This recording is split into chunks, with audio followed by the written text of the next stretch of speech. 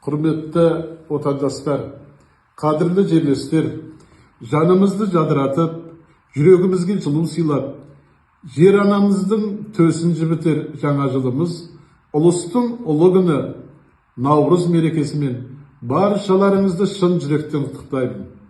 Осынау 10 күндікке ұласар ұлы мерекеміз жыл сайын аман-есен көрісуге, қайырым шапағатымызды арттыруға, ұлттық салт дәстүрімізді дәріптей жүріп, шаңырағымыздың шаттығын еселей түсуге бастау болып, ұлттық киіміміз ажарымызды аша түссе, ұлттық спортымыз жаңарған Қазақстанымыздың мерейін үстем ете түссе деген ақжолтай тілегіміз бар әрине. Ұлыс оң болсын, ақ мол болсын, тәуелсіздігіміз тұғырлы, еліміз ғұмырлы болсын. Наурыз мерекесі құтты болсын.